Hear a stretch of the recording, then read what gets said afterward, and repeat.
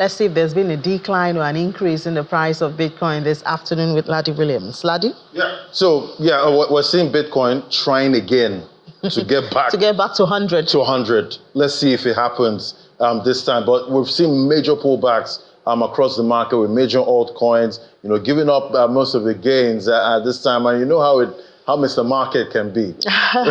When you feel like the market is going down, then it just switches on I mean, because it's not looking like balance. We know that normally the alts will follow the trend of Bitcoin, but we see Bitcoin in another territory at this time, and the alts seem to be alts, But we know alts have given a lot of gains at this point compared to Bitcoin, and obviously profit taking is normal at this point. Let's look at the top headlines in the crypto industry now. We see most of the Securities and Exchange Commission's heads now are becoming very crypto-friendly. Director General of Nigeria's Securities and Exchange Commission in Nigeria, that's Imomotimi Agama, he stated that Nigeria's President Bola Ahmed Tinubu endorsed cryptocurrency industry long before Donald Trump did in the United States. So we're seeing a lot of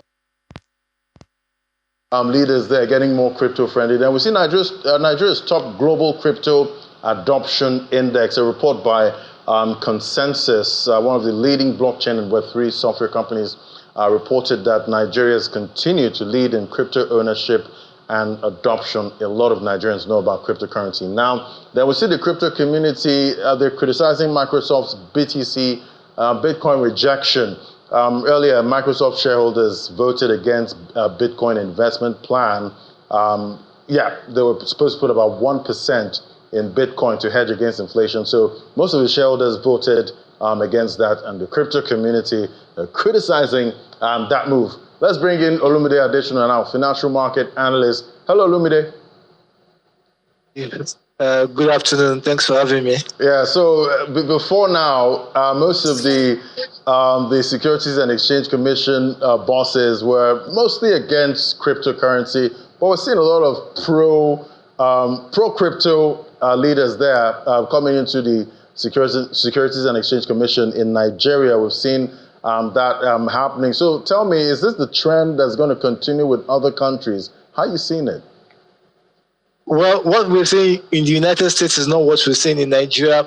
The body language of the Tinubu administration has not really shown much difference. A lot of users can't really transact USDT with their banks, use stable coins.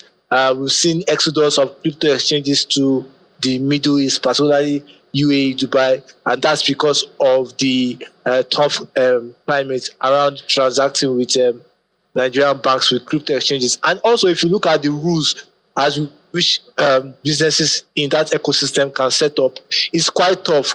Though you could comment that there's a growth in the registration of some localized crypto exchanges, we are not seeing what the Americans have been able to bring about. And that's why a lot of Nigerians are still upset with the president's administration. However, the strategic step around the crypto space puts Nigeria in the front tech, the blockchain, and the technology evolving around it. But the truth of the matter, Ladi, is that disposable income is weak. Inflation is at 3-year high. That really tells you that it's much more about quantity in little places rather than quality in high places. Right. And how would you say, the cost of living crisis and inflation is impacting adoption of cryptocurrency? But we're seeing Nigeria still topping the global crypto adoption index. Are they just holding crypto or really trading actively? So the truth is that payment infrastructure in Africa is one of the most expensive to operate on. And you see, countries like France, UK, Germany, United States, they have different payment options. I speak with a lot of Europeans and ask them why they're not using USDT. And, the incentive to use USDT to run transaction is not there.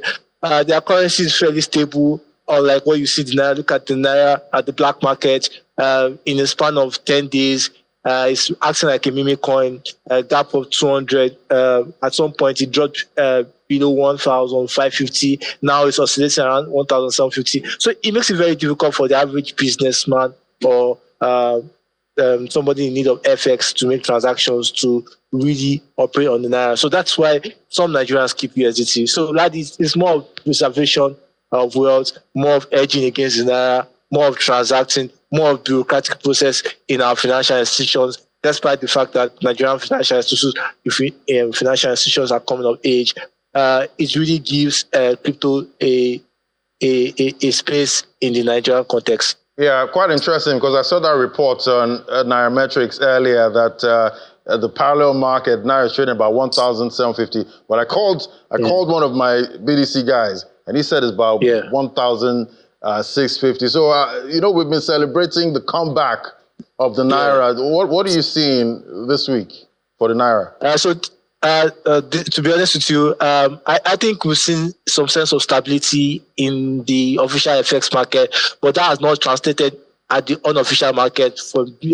This is the festive season, a lot of people coming in, and definitely Nigerians have still not seen so much need to hold the Naira for the long term. So I think that will really have to be on the one run for we to see stability. But it's fair to say that the government really is working on top of their game to ensure production stays, because until we have stable production, until we have FAC efficiency, allocation of funds, I think the reforms in the foreign exchange market will really do little to the Naira. All right, definitely we'll keep tracking to see if it'll be another positive week for the Naira, going by what we're seeing so far. But thank you so much, Olumide Adesina, financial market analyst. Thank you. Thank you for having me, Ladi. Yeah, so I'm still optimistic about the Naira at this point. I believe we shall still see strengthening, this week. Hashtag keep the Naira strong. Yeah, Ladi, I used to have the dream of 400 Naira to a dollar. I still have that but dream. I think I have to be realistic, so I don't have a heartbreak. Right. I think I've lost that dream. I'll just keep it around 1,005. Right. And then one thing Olumide said there, that even though we have a high level of adoption, it does seem like it's just for preservation. People are just looking for ways to hedge against the drop in the value of the Naira. Not a very good reason, but perhaps if the central bank continues to record success, in its efforts to recover the Naira, perhaps. And we know those that hold crypto because they're waiting for life-changing money. You know what I'm saying.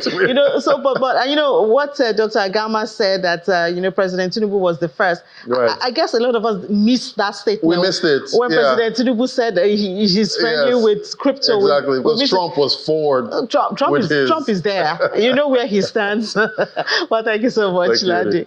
All right, so that's it on the program. Thank you so much for being a part of Business Incorporated today. We'll certainly do it again tomorrow. God's grace. So let's make it a date, but I'll see you at 10 p.m. for the stock market report.